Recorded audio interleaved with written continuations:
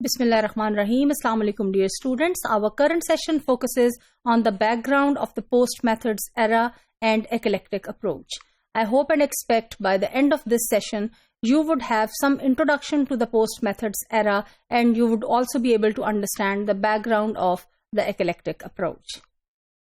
Well, my dear students, the history of language teaching in the last 100 years has been characterized by a search for more effective ways of the teaching of second language or the foreign language. The commonest solution to the language teaching problem was seen to lie in the adoption of a new teaching approach or method every time. One result of this trend was the era of so-called designer or brand name methods, that is, packaged solutions that can be described and marketed for the use anywhere in the world. There are many examples of that. The direct method that was introduced in early 20th century as an improvement over grammar translation method, for example, and in the 1950s, the audiolingual method was thought to provide a way forward. As the audiolingual method began to fade away in the 1970s, particularly in the United States of America, a variety of methods emerged to fill the vacuum that was created. These methods included the silent way method, total physical response method, and Suggestopedia.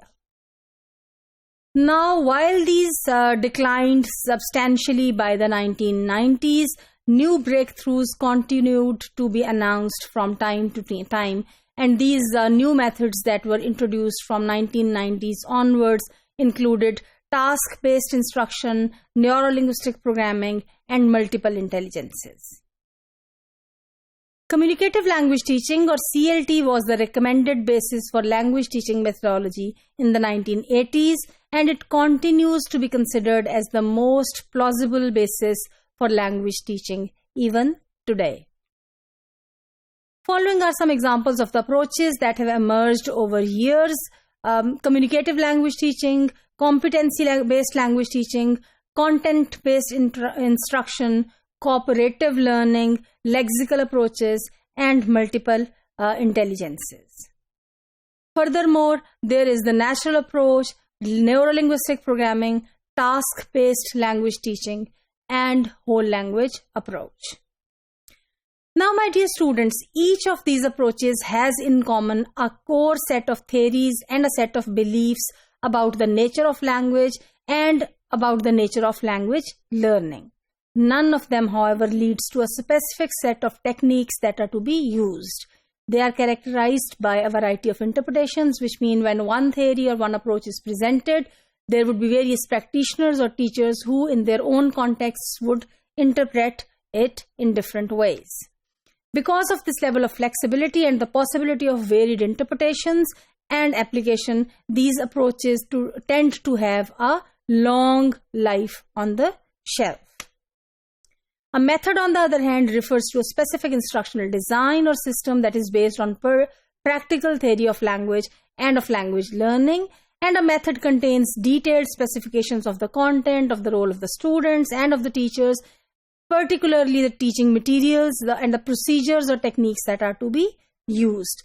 So as compared to the theory or approach, a method is considered to be more fixed. Examples of the methods that have emerged over the times include the following: audiolingual method or audiolingualism, counseling learning method, situational language teaching method, the silent way method, Suggestopedia, total physical response method. Now, the following questions will therefore affect the extent to which a new approach or method is adopted.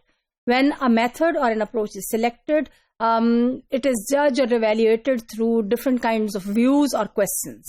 One of the major questions is, what advantages does the new approach or the method offer? Is it perceived to be more effective than the previous one?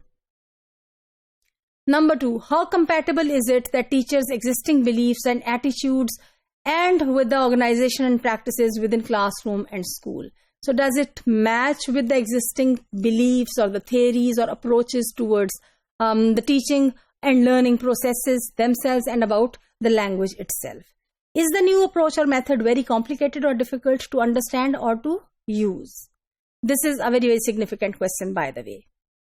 Another question is, has it been tested out in some schools or classrooms before it is offered to the teachers around the world to use? Another important question is, have the benefits of the new approach or method been clearly communicated to teachers and institutions, or they are not communicated?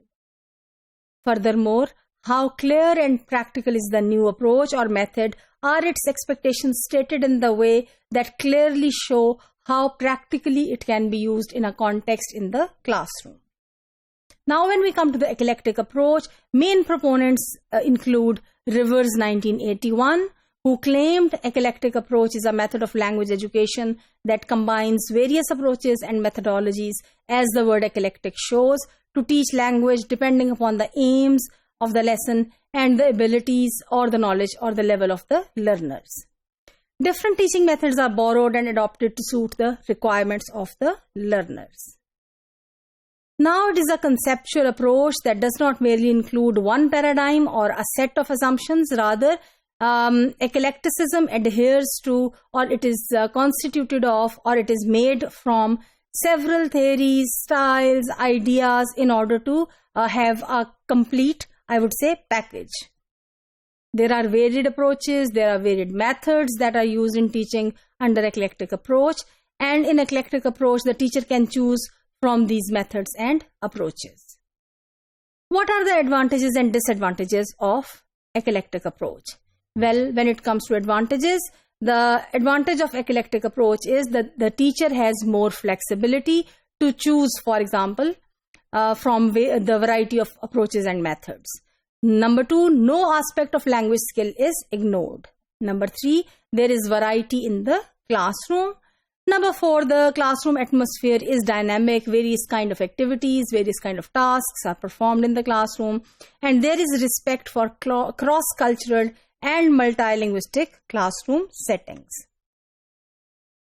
As far as the post-methods era is concerned, by the end of the 20th century, mainstream language teaching no longer regarded methods as the key factor in accounting for the success or failure in language teaching. Before this, before the 20th century, onset of the 20th century, I would say, it was believed that the selection of an appropriate method was the key for success of language teaching and learning.